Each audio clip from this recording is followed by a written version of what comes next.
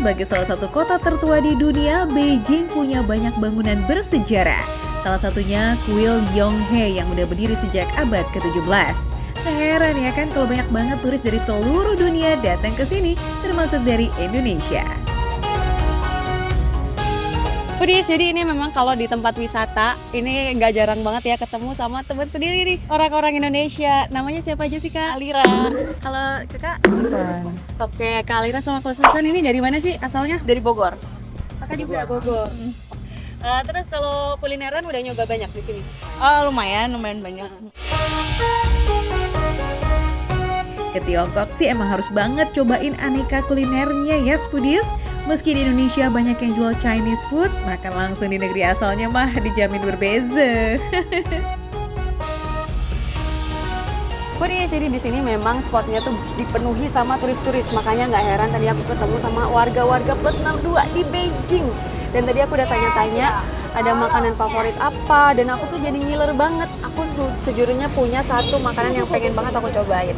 Nah, itu adalah Kaolongmian. Nah, ini kita pesen dulu, Foodies. Kalau di Indonesia kita kenalnya mie berbentuk panjang-panjang, nah di Tiongkok ada yang beda nih Foodies. Namanya sih cold noodle alias mie dingin, tapi bentuknya nggak kayak mie.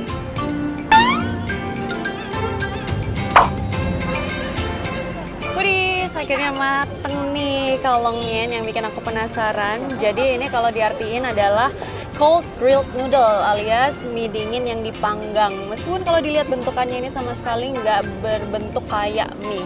Ini justru lebih mirip kayak crepes yang digulung dan juga dipotong-potong. Dan jadilah ini nih, Kaolongmian. Meski bentuknya nggak kayak mie, makanan ini aslinya terbuat dari lembaran mie Foodies. Kulitnya dilapisi telur dan ditambah taburan keju. Oke Foodies, jadi dari adonan kulitnya ini rasanya tuh kenyal, jadi mungkin itu dari mie-nya atau mien-nya. Itu teksturnya mirip kayak kue tiaw, jadi kenyal-kenyal gitu. Dan kalau kulitnya sendiri ini bener-bener tebel banget. Ini isinya tuh telur ya, karena tadi aku pesennya 2 telur. Jadi lapisan telurnya tebel dan juga berpadu sama kenyalnya mie. Kalau untuk bumbunya sendiri ini udah kerasa gurih banget, jadi dari luar sampai ke dalam itu bumbunya kenceng. Ini dari yang aku rasain, dia lebih dominan di rasa gurih dan juga ada mericanya. Jadi mungkin dia pakai Szechuan pepper ya.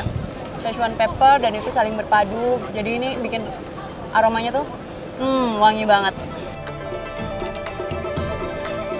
Rasa gurihnya berasal dari olesan saus barbecue ditambah rempah tabur khas Tiongkok yang bikin rasa mie dingin ini kayak ada sedikit pedes-pedes sedepnya gitu Foodies.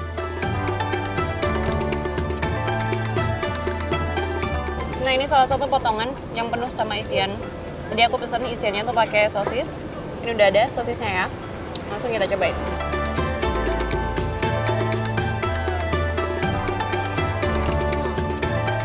Aku pesen ini tuh sosis black pepper. Kalau dari rasanya sendiri justru lebih kenceng dari rasa kulit ini Kaolongmian-nya. Kalau dari black pepper di sosisnya tuh tipis banget rasanya. Cuma yang paling menarik adalah tekstur dari sosisnya sendiri. Ini tuh bener-bener chewy dengan lapisan kulit luar yang garing. Pilihan isiannya macam-macam nih, mulai dari telur, ayam, daging, dan sosis sapi black pepper. Nah, jeng-jeng, ini dia pancake. Padahal kalau dari bentukannya dia lebih mirip kayak martabak ya. Jadi bagian kulitnya, terus ini isiannya. Tuh, Foodies, jadi ini isiannya tadi aku pesen adalah cumi dan aku kepo banget kira-kira rasanya gimana ya.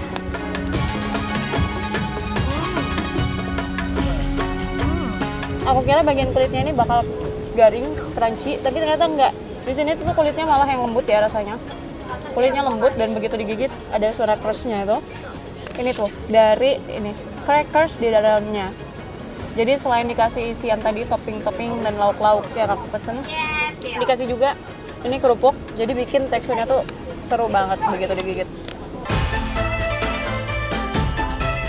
Pancake-nya dibuat langsung pakai adonan tepung cair dan dilapisi telur. Ada tambahan kerupuk pangsit juga tuh Foodies biar crunchy-nya makin nendang.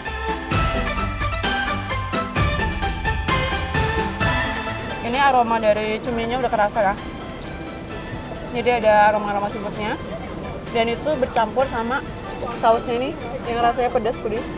Tadi aku udah kerasa di gigitannya tuh masuk cuminya. Ini contoh potongan cuminya. Jadi dia tuh dipotongnya nggak kecil-kecil ya, lumayan gede. Jadi begitu kalau misalkan masuk ke mulut, itu lumayan kerasa tuh. Teksturnya yang chewy, terus juga aroma smoky-nya karena dia dipanggang dulu kan. Dan itu bercampur sama aroma-aroma seafood. Jadinya bikin ini martabak khas Beijingnya ini jadi lebih endul. Kalau potongan cuminya segede ini sih, dijamin cuminya yummy banget. Meski bentuknya kayak makanan modern, pancake ala Tiongkok ini udah ada sejak 2000 tahun silam loh foodies. Bedanya sekarang bisa ditambahin macam-macam topping sesuai selera.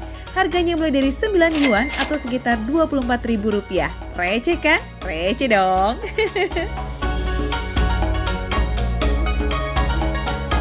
Oke foodies, jadi kalongmian dan chanbing ini jadi makanan yang wajib dicobain kalau kalian ke Beijing. Jadi kalau misalkan foodies mau tahu info lebih lengkapnya, tinggal scan aja QR code yang ada di layar. Makan receh, menu receh, tapi rasa gak receh.